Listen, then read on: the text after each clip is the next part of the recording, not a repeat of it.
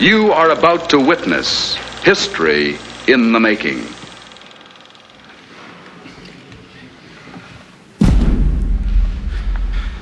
Señores claustrales, sentaos y cubríos. Ábrese la sesión. El señor secretario general leerá el acta de nombramiento de doctor honoris causa por la Universidad Complutense del excelentísimo señor don Raphael Mechoulam. Decreto rectoral 4/2006 de 27 de enero disponiendo la concesión del título de doctor honoris causa de la Universidad Complutense al excelentísimo señor don Raphael Mechoulam.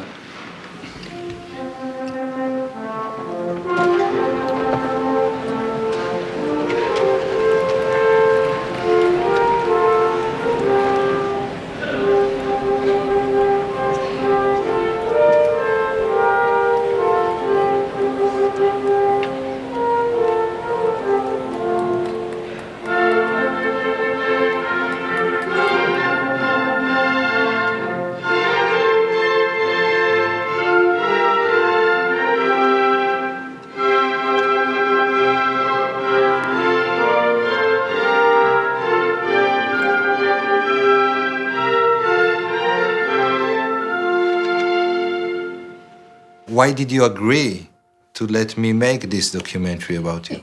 Well, unfortunately, I don't know how to say no. And when a friend asks me, I normally will say yes. But in this case, I would also like to probably push ahead and tell people, here we have a group of compounds, an endogenous system of major importance. It is not being used as much as it should be in the clinic. It is of great promise in the clinic. Let's try to push it forward. And maybe this film can push it forward a bit. Hopefully. Hopefully.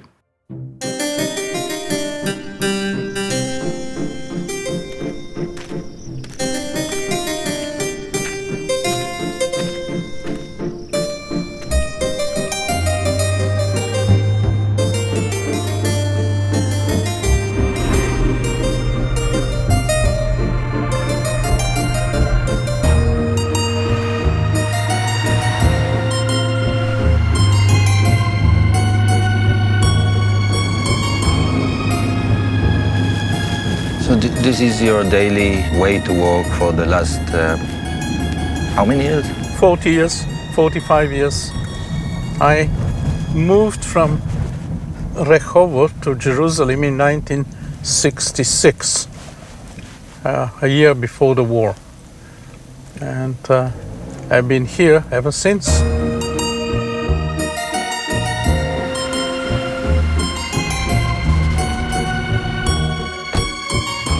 One of the topics that I decided to work on was the chemistry of the plant cannabis sativa.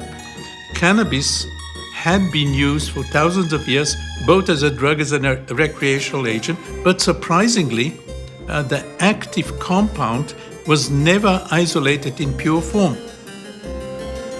I decided, together with my colleague Yechiel Gaoni, to go and do research and find out what are the compounds present in cannabis, and particularly what is the active compounds present there.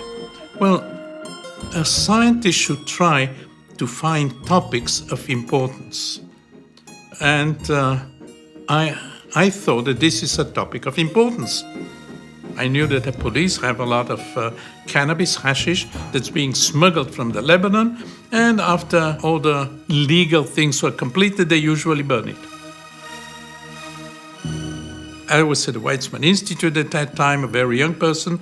I went to the director of the Weizmann Institute, the administrative director, and asked him, do you know anybody in the police who can supply hashish to us for research? So he called one of his friends, can you supply cannabis to one of our researchers?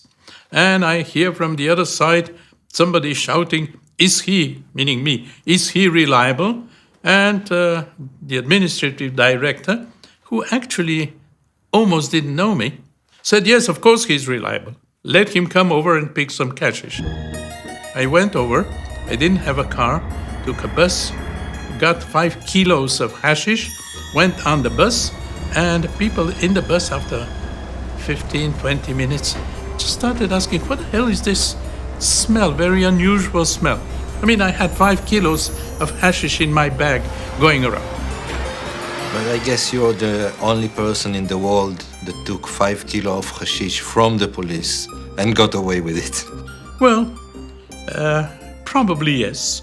It turned out that the police were not allowed to give us cannabis. I didn't have the permit from the Ministry of Health, therefore I had broken the law and the police had broken the law and we should go to prison.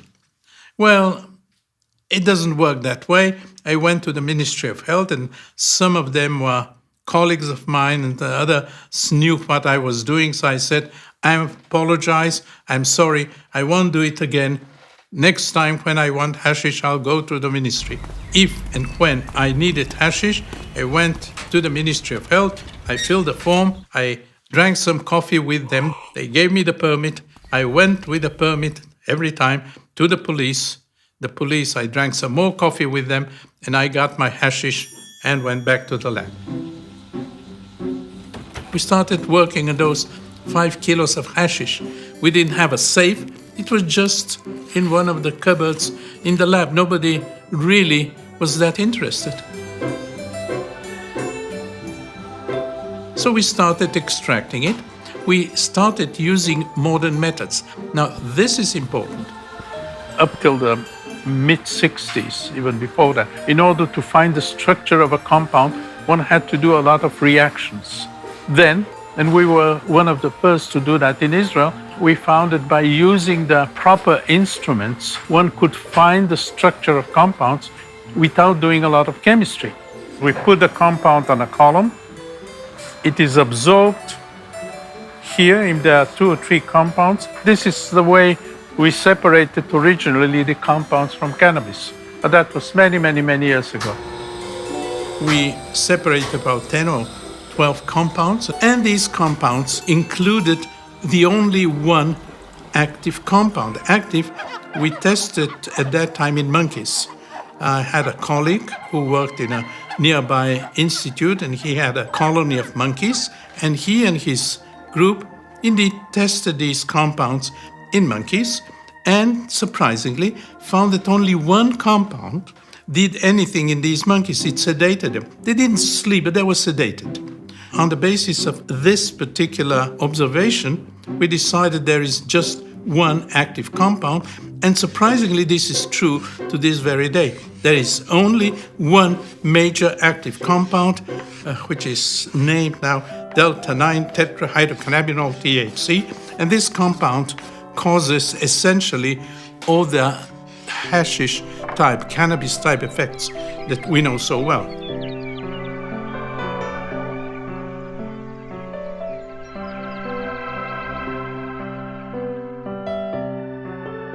We wanted to see whether this compound, which acts on monkeys, acts also on humans. So we did a small experiment. There's a wonderful story. It was many years ago about the cake, the special cake that Dalia made. Well, that was the real testing of THC. We had a few of our friends take 10 milligrams of pure THC on a piece of cake that my wife prepared, and 5 took only the cake without the THC, and we compared the effects.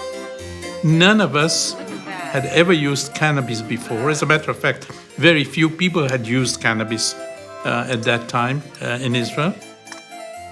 All those that took the THC were affected, but surprisingly, they were affected differently.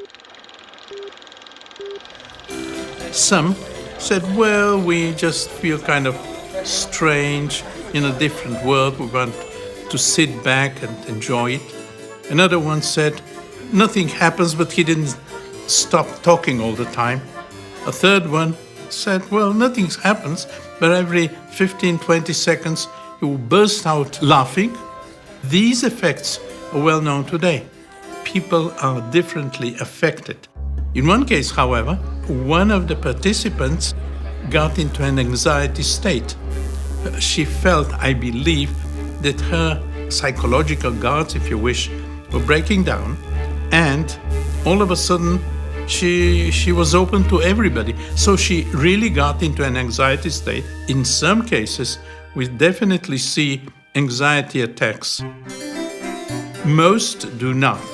Most just feel kind of a little bit disoriented, maybe a little bit sedated, maybe a little bit open to discussion and socially open to whatever is being discussed. You remember what kind of cake it was?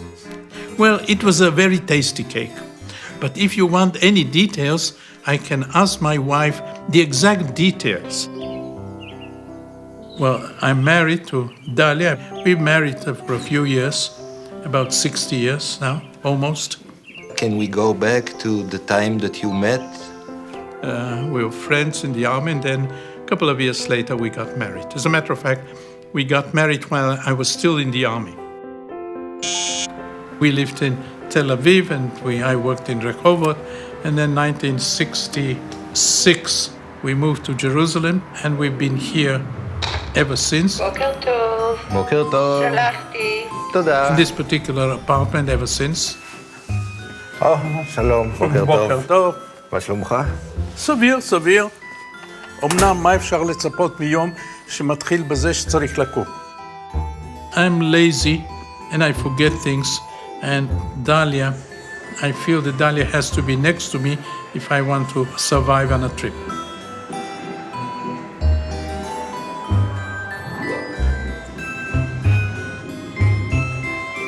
But you love going to these meetings. Well, meetings are useful in many ways. People learn what other people are doing and going to do. What they have done is published, so I don't have to go to meetings to learn what other people have done in the past. Manuel, Nice to see you. It was Most meetings are just getting people from different aspects of a topic. They talk to each other and maybe something new comes out.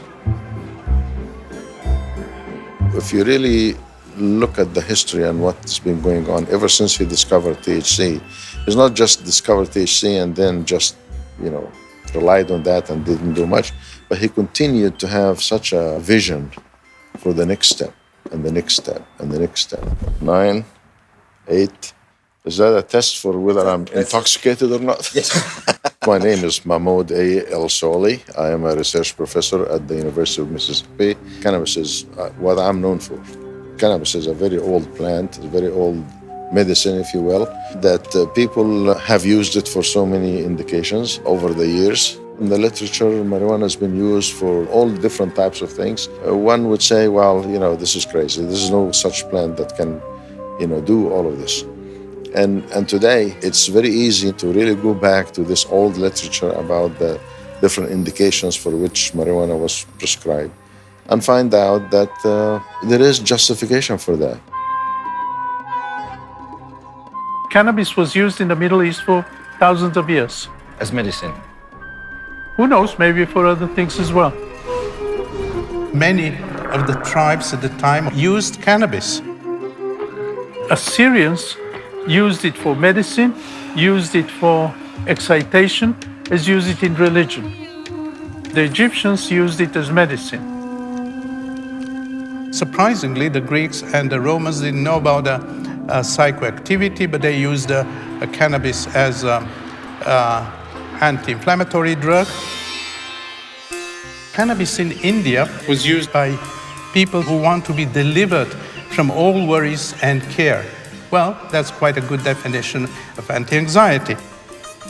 We knew that cannabis had been used for epilepsy. In the past. In the past, there is, for example, a translation of Arab story of the 15th century, and it says that one of the Arab leaders had epilepsy. Physician came over and gave him cannabis, and it cured him, but he had to take it for his entire life. So the field kind of told us, try it on epilepsy. We first tried it in animals, and it worked. So at this point, we decided to go into humans. Trial took place In Sao Paulo, they had about 10 people that had epilepsy that could not be affected by the known drugs. We started giving them high doses of cannabidiol, 200 milligrams per day. And you were producing the cannabidiol from hashish? For almost 40 years, we didn't produce it. We isolated it. We separated it from hashish. Hashish contains about 4%, 5% cannabidiol. So it is really quite difficult to isolate, to obtain large amounts, but we did that. We were happy to note that indeed they had no seizures while they were taking cannabidiol. And it was published, and nothing happened afterwards. So far, 34 years later, this is the only publication of cannabidiol in humans against epilepsy.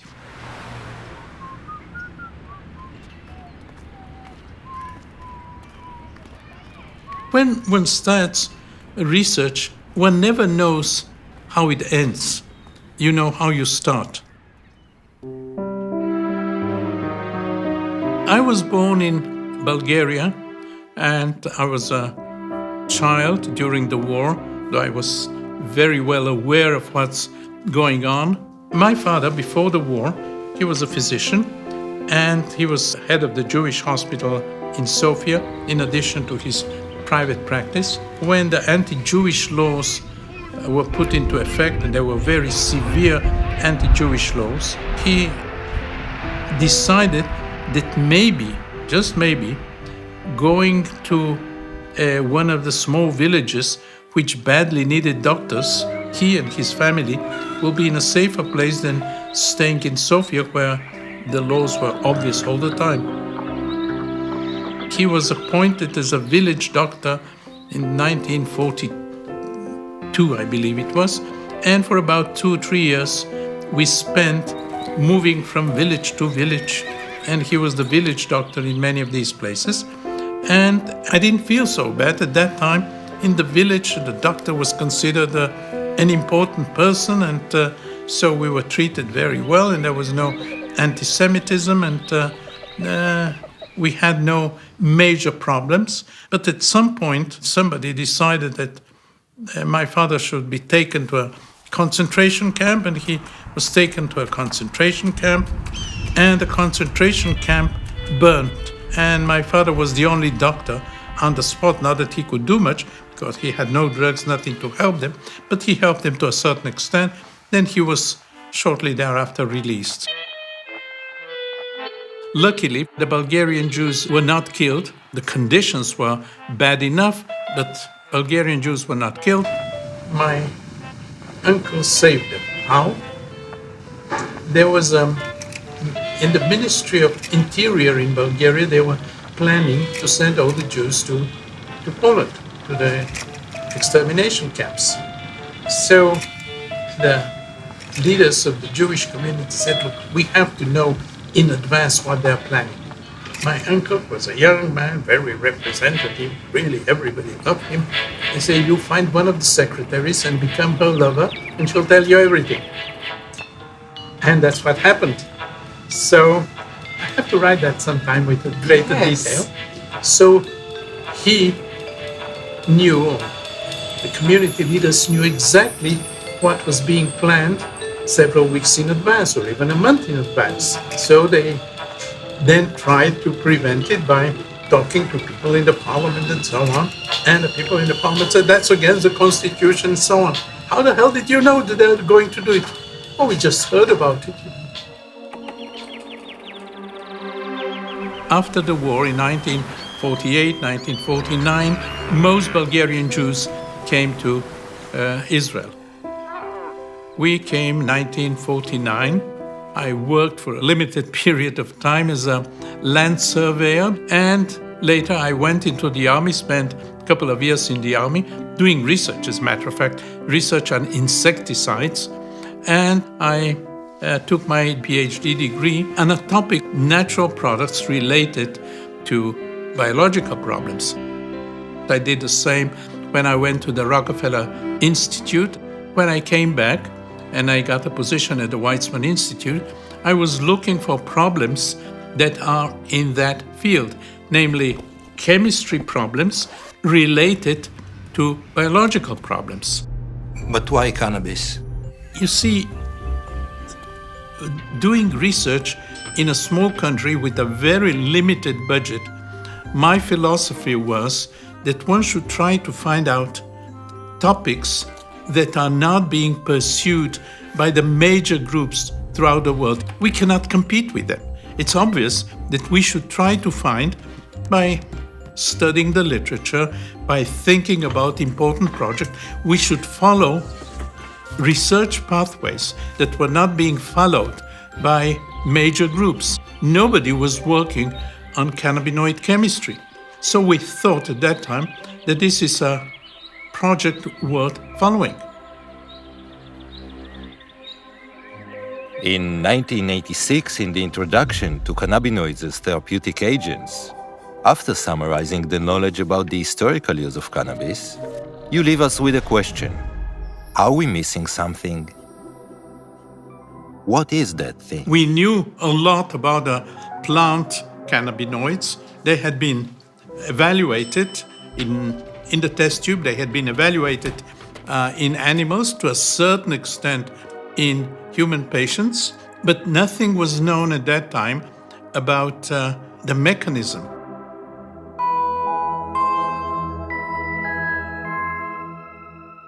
A group in the US, Professor Aline Howlett, she was a young researcher at that time in St. Louis. I really didn't know very much at all about marijuana or cannabinoids. That wasn't my area of expertise.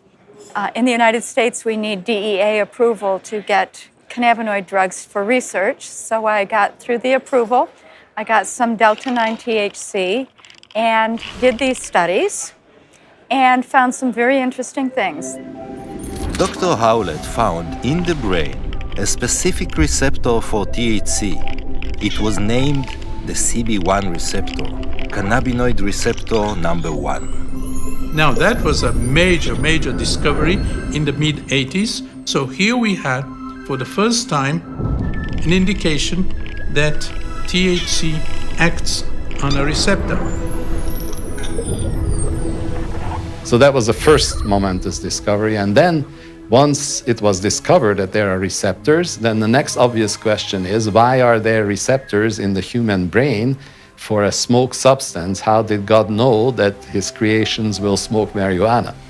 Receptors are made for compounds that we produce, not because there is a plant out there.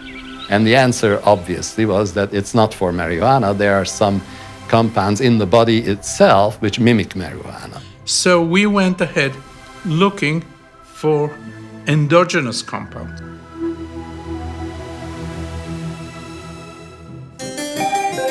In my lab, there were 3 collaborators who contributed a lot in this research. My name exactly is Lumír Ondřej Hanuš. I went for socialism in Czechoslovakia. Professor Mechoulam invited me. I'm here already 23 years. 23? I came just for 1 year and it's a little bit extended. 1 year, it was not enough for research. He already had here postdoc Bill Devane, Dr. Bill Devane. In the States, I go by Bill. In Ireland, I go by Will. Don't get run over. He used to come late in the afternoon and then work throughout the night. And Aviva Breuer, she worked with me in the lab for about 30 years. She still works with me in the lab. She used to come early in the morning. So sometimes they would meet here. If it was 5 o'clock in the morning, she would come in and he was just about to leave. In 3.5 years, we never had a lab meeting. Looking for the endogenous cannabinoid, a lot of brains were involved, not only brains of the researchers. Well, we initially worked on brains of pigs. It is generally accepted that the organs of pigs and the organs of humans are somewhat closely related. And probably pigs and humans are also somehow closely related. Well, I'm not sure that the pigs will be very happy to be related to humans, but that's something else. So we wanted to work on pig brains. And the pig brains are not so easy to get in Jerusalem. It's not kosher. I took my car, Bill and I went to Tel Aviv, bought a few kilos of pig brain. The butcher thought that we are having a party. We were going to do something with it, cook the brain. Each time when we came to buy it again, so price was higher. At the end, it was very expensive. I got the brain and just made some fractions and put it over a sand column and separated a few fractions and tested them for how they bound to the receptor. And I thought, oh, it won't take long, you know. I came just for 1 year. But after 1 year, with Bill, still we didn't have pure compound. So we asked Professor Mechoulam to extend. Shalom. A few other labs were already looking for compounds. He thought we might be scooped by some other lab. But we told him, just try it with us. We are very close.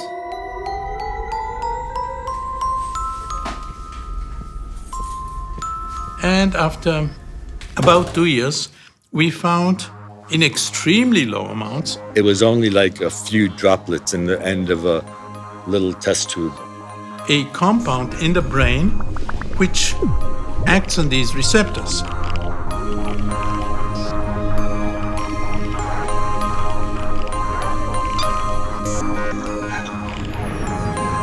And of course, as with every important discovery, no single lab usually has all the expertise. So Rafi was such a well-known figure in the field that he was able to put together a team of outstanding colleagues, including Roger Pertwee. I'm professor of neuropharmacology at the University of Aberdeen. Considered one of the top experts in cannabinoid receptor research. But they then needed to see whether it behaved like we expect a cannabinoid to behave. So we just developed a new assay for doing that. So they sent me some anandamide, and we were able to show in our laboratory that it did behave like we would expect a cannabinoid receptor agonist to behave. We've had other collaborations since then, but that was very much the most exciting one. We hadn't figured out the name of it yet, though. The chemical name is arachidonoyl ethanolamine. We could have left it at that. We thought that maybe it has to do with mood, emotions, things of that sort, and therefore we thought, well, if it causes some kind of changes in emotion, maybe it causes happiness. If you smoke marijuana, it gives you a certain bliss. So the natural compound also is responsible for that same type of a bliss, an internal bliss that you have, you know. We looked for a good name, and although some people do not agree with me, but in Hebrew there are not too many names for happiness. For sorrow you can find a lot of names, but for happiness, not for extreme happiness. We've looked into Assyrian things, but the Assyrian things are more complicated. They call cannabis, with apparently a lot of THC, they call it ganzigunu. Well, call the compound ganzigunu was too complicated. So we decided we'll go to something else. I remember actually discussing the naming of this. I think it was Bill Devane who came up with the name. Is that right? Right. Raphael Mechoulam and Roger Pertwee and myself were all sitting outside in the sun, overlooking a nice little river. And 2 years before, I said to Rafi, if I isolate this chemical, I get to name it, don't I? Bill was interested in these Sanskrit stories, and he found that Ananda is bliss, delight. People who know me know that I study Eastern philosophy, and I know lots of Sanskrit words, you know. Ananda means in Sanskrit supreme joy. Professor Mechoulam said, you know, it can be a good, it will be a part just on chemical nature of this compound, and because it's ethanol amide. So we did Ananda and amide, so it's anandamide. Even in the print form of a dictionary, the Collins Unabridged English Dictionary, and I bought one for my sister and gave it to her, and it's in the dictionary. Anandamide. Yeah.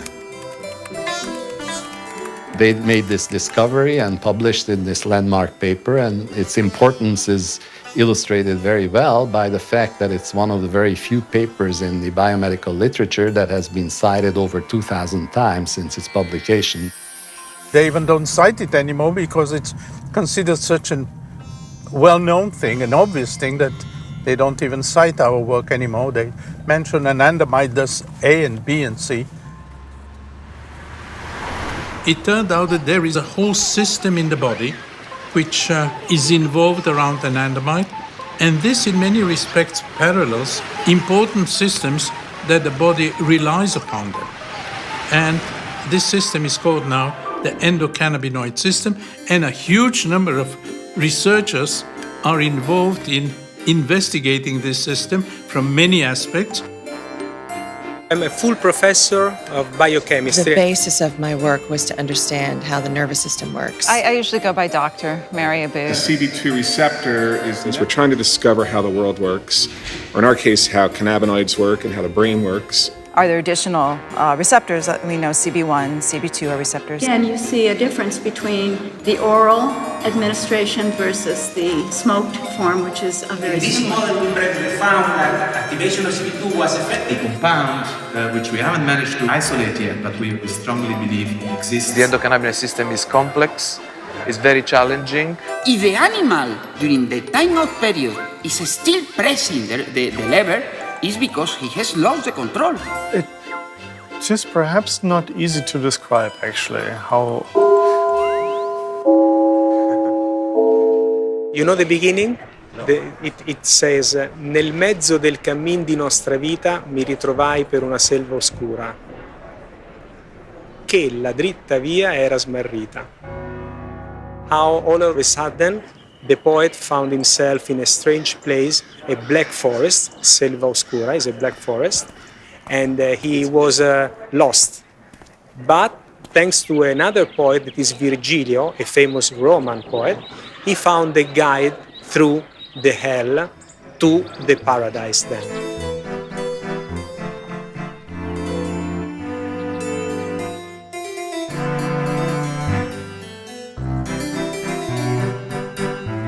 לפני הרבה שנים עשיתי דווקא דברים טובים, הייתי מצלם מקרוב מאוד דברים, והם נראו מאוד מעניינים ויפים, אבל זה מה שאי אפשר לעשות הכל. אז זה מה שנשאר. Well, many years ago I had the time to play around with photography, but that was many years ago. Unfortunately, I don't have time for hobbies. אנחנו צריכים להתחיל לזוז. As scientists, indeed as intellectuals, we should try always to be skeptical.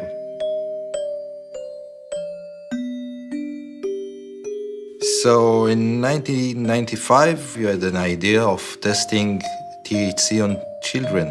It has been known for many years that cannabis can lower the effects of anti-cancer drugs. Anti-cancer drugs, many of them, cause terrible side effects. And in children, unfortunately, children get cancer as well. Children vomit and want to vomit, have nausea. They're really in a bad shape. And they cry all the time, and their parents are in a bad shape. Luckily, most of their children can be cured of the cancer, but the treatment is absolutely difficult. We wanted to do a clinical trial in children. We did that with Professor Aya Avramov. She was head of the Department of Pediatric Oncology in one of the Jerusalem hospitals. And we did a major study with THC given in oily drops under the tongue of children.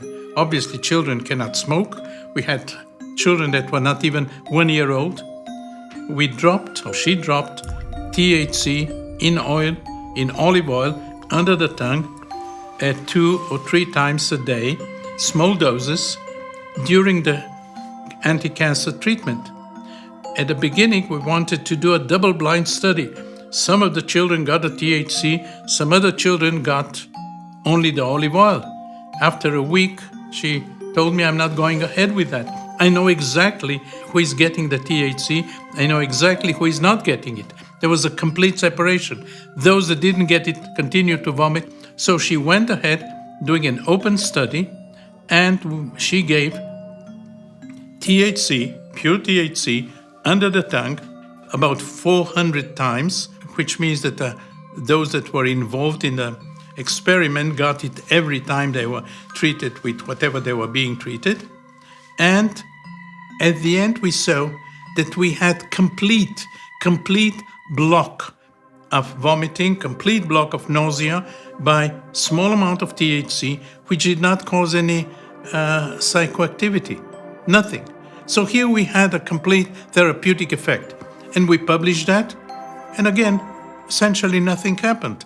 Finito, that was it. It's still not being used in children. And you think it's a good idea to use it for children? Well, I believe it's an excellent idea because we help those children that suffer. But I have no influence on oncologists.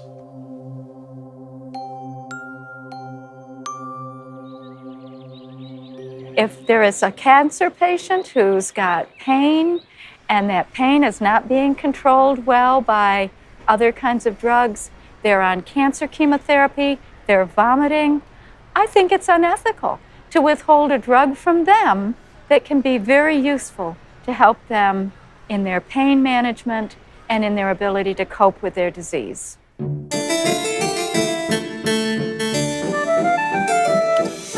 In about 1999, he came up with a concept with Dr. Ben Shabbat of the entourage effect, the idea that there were many compounds, endogenous cannabinoids, some seemingly inactive on their own, but together they make this beautiful music.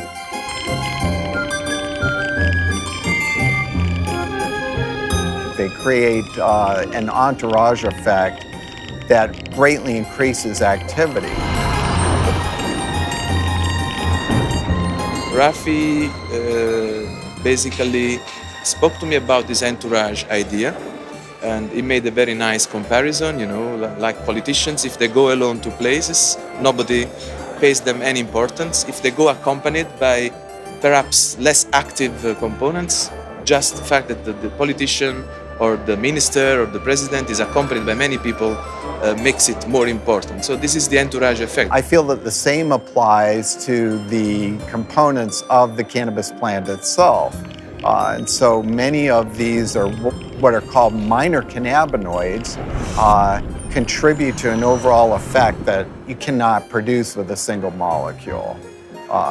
This has been a key concept in what the work I've tried to do under his influence. I was convinced that one should only test pure compounds with one target, whereas it's the combination sometimes of the compounds that can do the trick.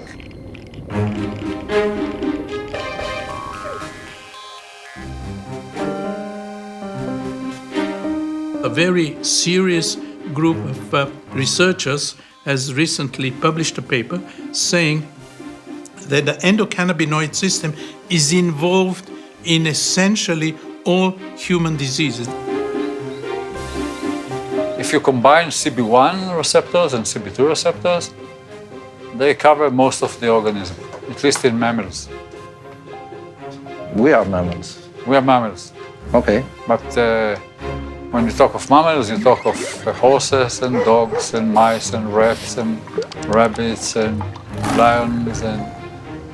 We all share the endocannabinoid system. I believe so. I believe so. And it has been demonstrated in many species. Because now suddenly everyone has cannabis in their bodies, or everyone has a cannabinoid in their bodies, so it can't be bad. These molecules that we all have are so critical from the birth to the death of each of us in health and disease. He suggested that endocannabinoids in the milk of mothers actually may contribute to the hedonic effects of the milk. And it turned out to be all is true, actually. So he has a great vision. And then I know that he suggested to Itai Bab that he should look at the bone. Why would anybody in the world, actually, without preconception, look at bone development? רגע. כמובן דש לדליה. We're going to my lab. We can go through the bigger entrance. Or to the small entrance here. My name is Professor Itai Bab. I am the director of the Bone Laboratory at the Hebrew University of Jerusalem. We're going to see now the cannabinoids in bones? Yes. Okay. So you do have a laboratory here. You've been here. We have discovered the skeletal endocannabinoid system. These are osteoclast cultures. Osteoclasts are cells that break down bone. Okay. So she is analyzing the effect of cannabinoids on the number of osteoclasts. This is the growth engine, which is similar in mice and humans. You see here the brown cells, these are CB1 receptors, these are C receptors in the engine. We've got a lot of research now going on because now we know there are CB1 and CB2 receptors in those kinds of cells that either help degrade the bone or help rebuild the bone. In this day and age, people are living, women beyond menopause, men well into old age, and we're going to have to think about how to preserve those bones so they can last another 40 years after menopause. When a woman becomes pregnant, basically the body should get rid of the embryo because the embryo, to a certain extent, 50%, comes from a different organism from the father. The body doesn't do that. We don't know why the body doesn't do that. It's kind of a lowering of the immune system, certainly around the embryo. And it seems, it's quite possible, that the endocannabinoid system, in a wide sense of meaning, may be involved in prevention of this kind of immune effect, which is the basis of our life. I mean, obviously, if the embryo is kicked out, there's going to be no life on this planet.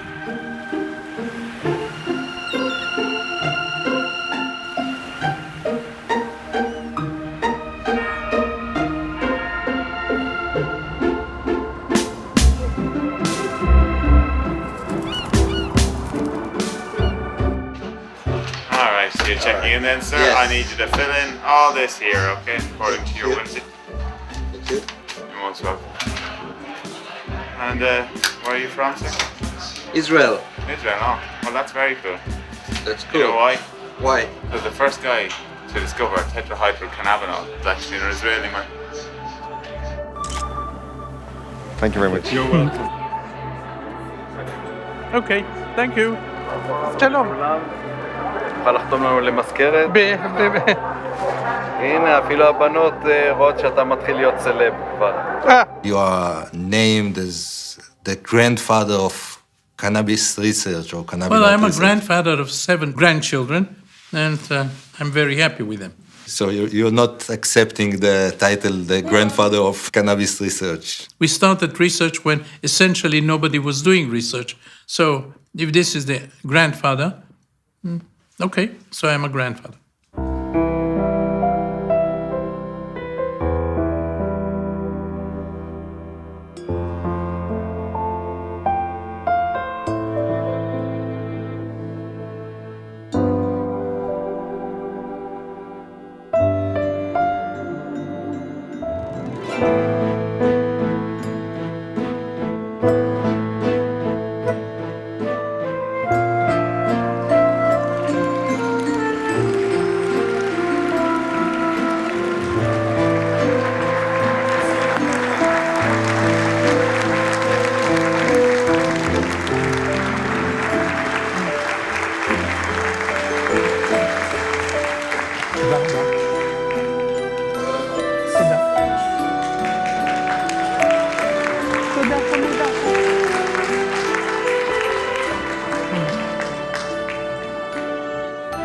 el claustro de la Universidad Complutense, a propuesta de la Facultad de Medicina y en testimonio del reconocimiento de vuestros relevantes méritos científicos, habéis sido nombrado doctor honoris causa.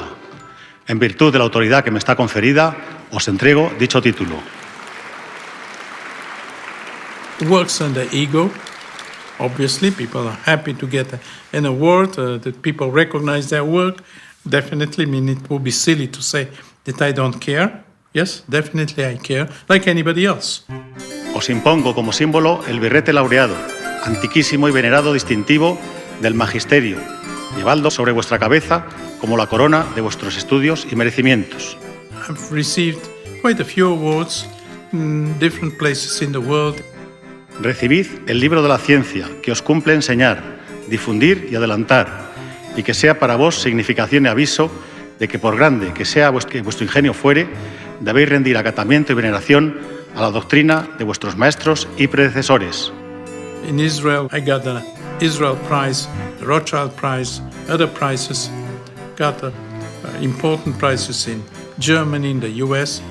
Had awards in the Czech state. Recibid el anillo que la antigüedad entregaba en esta venerada ceremonia, como emblema del privilegio de firmar y de sellar los dictámenes, consultas y censuras de vuestra ciencia y profesión, así como los guantes blancos, símbolo de la pureza que deben conservar vuestras manos, uno y otros signos también de la distinción de vuestra categoría. I've had honorary doctorates, one in Spain, one in the US, one in Israel. Porque os habéis incorporado a esta universidad, recibid ahora, en nombre de su claustro, el abrazo de fraternidad de los que se honran y congratulan de ser vuestros hermanos y compañeros.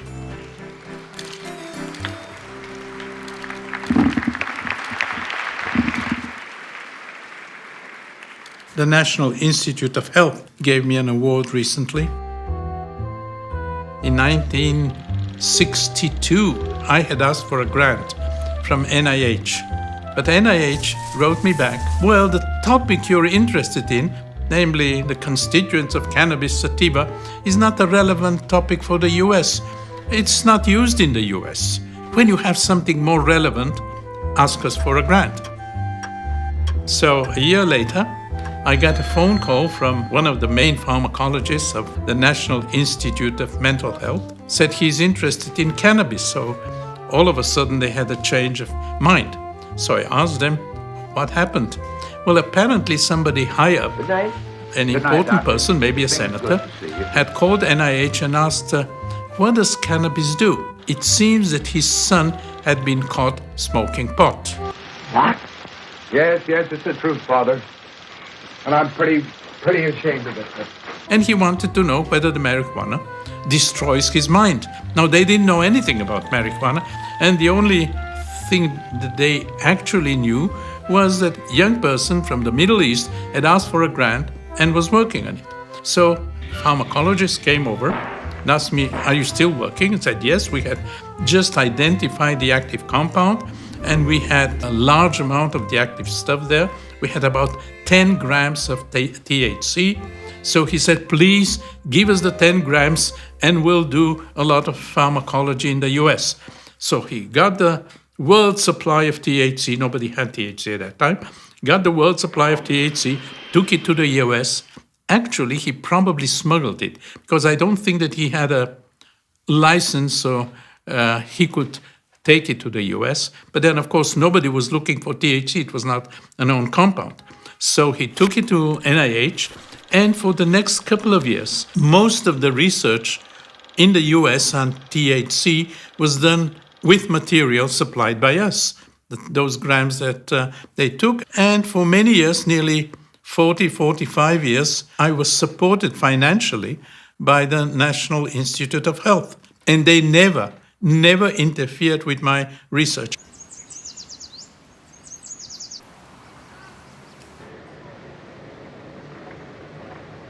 The cannabinoid field was starting to really come online, and there was this big connection with endogenous cannabinoids and exogenous cannabinoids and pain. My PhD was in female reproductive pain. It's just really fun to be at this point of going, wow, we're actually, understanding some of the mechanism of why women basically have taken cannabis for thousands of years for reproductive pain. I would consider myself still as a mouse geneticist and neurobiologist. So our approach is to make mutant animals. So almost every talk that you hear contains some data that were generated with the mice that we generated, that we made. You get seniority if death you can't avoid. The lab was up to me. I chose cannabinoids. Heard it's a fun house where a little lab mouse can partake. For several years, I was researching motor neuron disease, amyotrophic lateral sclerosis, and was able to show that THC was actually protective in a mouse model of ALS. The mice that were given THC lived a little longer and did a little better than the ones that did not get treated with THC. So that was really exciting work. Pass that new compound over to me, doc. Then I'll swim around. You can punch the clock.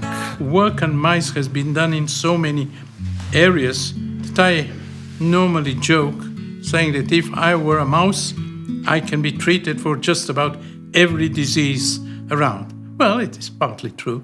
I ain't cynical, life's a clinical trial for mouse or man. Anandamide and 2-AG, although they were discovered almost 20 years ago, 15, 20 years ago, they have never been administered to a human. So we speak about mice. Well, mice are nice animals, but they are definitely not humans. Let me nibble your cannabis-roll. Just let me nibble your cannabis-roll. Obviously, mice can be treated with cannabinoids for cancer. Mice can be treated for all kinds of other diseases, which in humans, the answer is no, it has not been tested. Can cannabis cure cancer? Well, first of all, we know that THC lowers the effects of cancer treatment. But what you're asking is it an anti-cancer drug? And the answer is, I don't know. And the reason for that is silly. It has been tested in the test tube. THC has been tested, cannabidiol, crude cannabis has been tested in the test tube. And yes, in many cases, it blocks the development of cancer cells. Yes. Professor Guzman is a major researcher in Spain. He has worked on the mechanisms through which cannabinoids act on cancer. In our hands, classical cannabinoids are the ones that work best, by large, in inducing cell death in cancer cells. THC comes from cannabis or comes from synthetic? THC coming from cannabis. Yeah. Oh, okay. So it's THC, the real THC. Now we know that cannabinoids can exert anti-tumor actions in animals, not only in brain tumors, but in many different types of tumors. We know that cannabinoids act not only by inducing cell death through that specific mechanism called apoptosis, but we know that cannabinoids can tackle other processes of cancer cell growth, such as angiogenesis, metastasis, cell cycle, etc. He even did a small clinical trial. We did a trial with 9 volunteers that had a very malignant form of brain cancer, glioblastoma multiforme, and we observed some positive effects of cannabinoids in survival of the patients and also on tumor growth, based both on imaging techniques, magnetic resonance imaging, and also based on the measurement of some biomarkers of tumor progression. Though we have done quite a lot in the field of cannabinoids and endocannabinoids, we have not done enough in clinical trials. This is something that has to be done. If this is not done, we will certainly miss a lot and we will not be helping human patients. It should be done. I have one dream that comes on and off in very different ways. I'm in a city that I don't know, and I don't know how to go back to the hotel I'm staying, and I don't remember the name of the hotel, and I get into an anxiety and I wake up. And this has happened many, many times. So I think it has to do with whatever happened in the Second World War, when my parents told me, remember these names and these addresses, because if we disappear, you should go there. Which is, well, not very pleasant, which is quite a shock, probably to a child. And of course, we were very afraid that we'll be separated, my parents and I. I was afraid. I now remember more than I did over the many, many years that have passed since then. All the people, they start remembering things that happened in their childhood.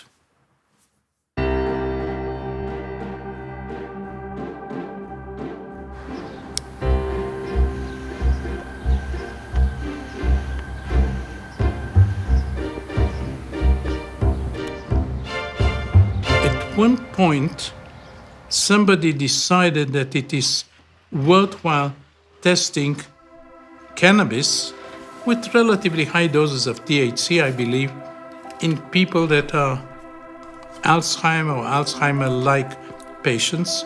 They got it in their food, in the yogurt or whatever.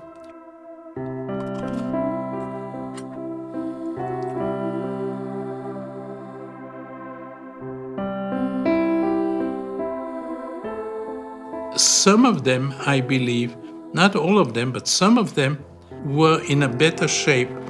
Some of them started speaking, their eyes became brighter. In one case, an ex-writer started writing again. In another case, a woman said, I feel fine, and went home. So it seems to be helping the symptoms of Alzheimer or senility.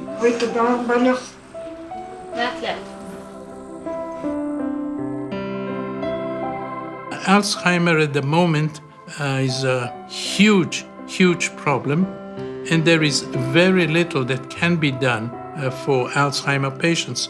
So maybe if it is well researched in the future, we should know how to help these patients. We're dealing here with a population of millions, and this population will grow because in most countries, Western countries at least, the number of older people is growing all the time. We are lucky that cannabis is not toxic. People do not die from overdose of cannabis. Most appropriately for a cannabinoid meeting, we're ending on a high, really, in the form of a talk by Raphael Mechoulam, who's of course the father of modern cannabinoid research, no doubt about that. And now I would like to end with something that's really crazy speculation. Each one of us has a different personality, and we have no idea why. Why do we have different personalities? Well, part of it is the effect of the environment, okay. But part of it is genetic, and we don't know why we have different personalities. One way of explaining it is there are several hundred compounds, endocannabinoid-like compounds. They are like anandamide in their chemical structure that are present in the brain, and it is quite possible that each one of us has a different, slightly different level of these compounds. This is genetic. This is based on the different DNA of everybody, but DNA doesn't affect the personality. It is the compounds that are formed from DNA through RNA to proteins and peptides and secondary compounds. So it is quite possible that differences in the endocannabinoid system and the cannabinoid-like system can have something to do with the different personalities. Well, that's a very complicated story, but it may work. I went to a mathematician and told him, look, I believe that there are 8 billion people on this planet, and I believe that there are 8 billion different personalities. Is it possible that the 200 compounds that we have may be involved? He said, of course. There are so many possibilities that the ratios of 10 of these to 10 of others and so on will cause that. This is a crazy speculation, but at some point we'll have to find the biochemical basis of why we are different.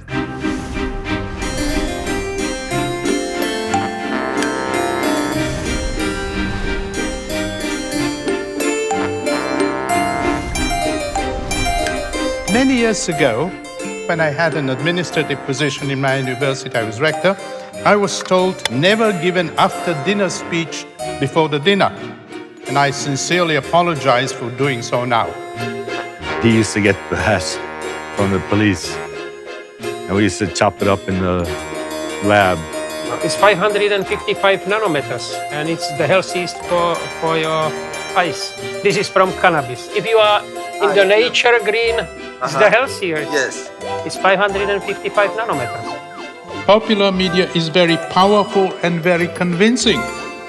We should try to go to the basis of these media presentations and be convinced that the facts support the conclusions.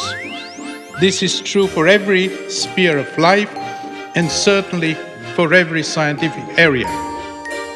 And I want to thank many of my collaborators. We've drank coffee many, many times. I believe that the next paper will be drinking coffee as a scientific method, and So if Viagra can get the Nobel Prize, why not pot?